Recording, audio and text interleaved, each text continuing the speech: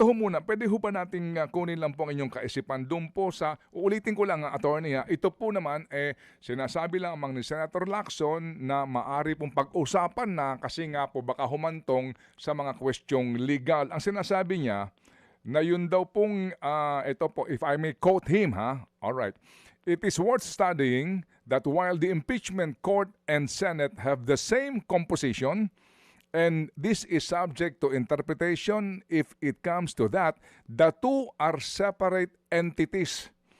And the suspension of senators applies to their legislative functions and not to their duties as senator judges. Ano po yung take doon? Tama ko naman siya. But they're not separate entities. It's still the Senate of the Republic of the Philippines. That's the entity. Pero yung function as a legislative body is distinct and separate and covered by different provisions of the Constitution dun sa function nila as an impeachment court. Okay, so klaruhin pa ho natin, ang entity dito, Senado. Okay? Tama ho, isa lang. Okay, so the entity is the Senate. Pero, yung pong Senado na iyan, may dalawang function. Yun ang separate and distinct. Tama po. Ayun, para mas separate na function, distinct yun. Okay, so separate po yung function as legislature and separate po as an impeachment court. Tama po. At iba rin yung Senate rules pagdating sa legislative work at iba rin naman ho yung rules ng impeachment court. Ayun. Magkaiba ho yun. Opo. So magkaiba rin po yung rules po ng Senado sa kanila pong legislative function at meron din po silang impeachment court rules na separate. Okay. Yun po yun. Klarong-klaro yan. Pero attorney, yung punto ng yung pong senador na nakakulong ay dapat daw po sana nga napayagan, kumamarapatin po ng iba, na maka-attend sa impeachment court trial ng impeached official kasi nga daw, ito po ay kumbaga separate function, yung kanya pong preventive suspension, kumbaga doon po sa kanyang legislative function at hindi po as being a member of the impeachment court. Ano yung take doon? Pag ganun ho ang reasoning, faulty ho yun, mali.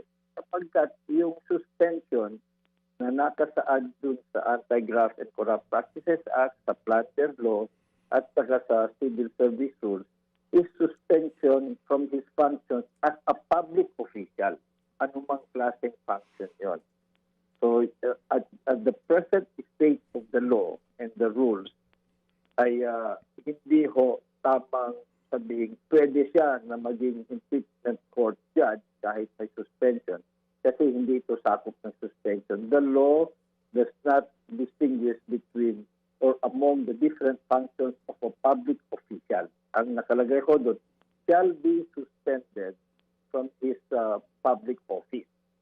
So yung magiging judge Senate Impeachment Court is also a public office. So taklaw po yan dun sa tinatawag na suspension na kasama pag may final at may binibinig na kaso laban sa graft and corruption o kaya plunder law. Opo. Medyo nagtsatsapi lang po ng kaunti ang ating pong signal, Attorney Cayosa. Just to emphasize yung inyong punto, help me out, Attorney, kaninyo. Sa ilalim ng ating kasalukuyang anti-graft law, ang public official ay nabibigyan ng preventive suspension o kaya po in this case, na may pending case sa Sandigan Bayan, walang distinction na ang isang halimbawa, isang mambabatas ay pansamantala nakakulong ngayon, bagamat walang piyansa, hindi sinasabi na iba yung function noong opisyal na iyon sa pagiging public official as member of the Senate or an impeachment court. Ganun po yun. Magkaiba yung function, pero yung suspension kasi nakalagay automatic shall be suspended. ay it does not distinguish kung anong function mo. You are suspended Ayun. from your function, any function as a public official. Yun ho kasi yung batas. It does not distinguish. Oo. So hindi pa pwede ka ninyo na ganun po yung katwiran na hindi, separate ito, hindi po eh. As public official, tapos. Tapos, Pero alam mo, Ted, na-discuss ko kasi yan na lumabas yan na hindi sila pwede mag-participate kasi nga naman suspended. But kung suspended ka, you cannot be counted in the quorum or you cannot participate. Pero ang hindi nakaligtaan ko i-explain, yung provision na yan ng Anti-Graft and Corrupt Practices Act na kapareho din doon sa provision sa Plunder Law 10, na-interpret na kasi yan ng Supreme Court sa maraming kaso eh. Yung kaso ni Deloso, ni Laino, ni Garcia, marami na ho. Na kung saan ang sinabi ng Supreme Court, itong totoong social yan, mandatory, suspended ka. Kaya lang ang sabi ng Supreme Court, it should not exceed the 90 days preventing suspension. Yun ang interpretation ng Supreme Court. Yun ang medyo nakaligtaan sinabi. So, if ever ipapataw yung preventive suspension, it should be the case kasi nasa batas yan eh, automatic yan. Kaya hindi may.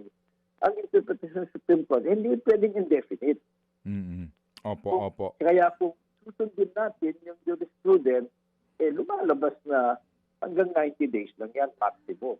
So, hindi natin alam, after the 90 days na maximum na tinakda ng Supreme Court, ay papayagan ng sandigan bayan. Kasi another principle dito also is, hindi ho automatic na papayagan ng sandigan bayan. Kasi nga, kung nakakulong ka, hindi ka naman pwedeng palalabasin kung walang bail, di ba? So, hindi rin natin alam kung pagbibigyan, halimbawa, makikiusap ang mga senador sa sandigan bayan na pwede ko nyo palabasin. It's not a matter of right. It's a matter of discretion on the part of the court. At medyo baka mahirapan sila kasi papasok din yung equal protection of the application of laws eh. Na ang daming mga public officials nakakulong o without bail, nakasuhan, hindi nag-suspended, pero pag senador, hindi. So, doon siguro magkakaroon ng difficulty ang sandigan bayan. Yung bang iiwasan nila yung special treatment doon sa mga senador. So, yan ang nakikita nating balakid eh. It is possible, pwedeng i-request at hindi ho tayo nakakasiguro na pagbibigyan nila yan. Mga kapatid, patuloy po kayong tumutok sa 105.9 True FM para sa totoong balita, informasyon, music and entertainment. Mag-subscribe sa aming YouTube channel at podcast at sundan nyo kami sa Facebook, Instagram, X at TikTok sa True Network PH. Bisitahin din po ang aming official website, truefm.ph.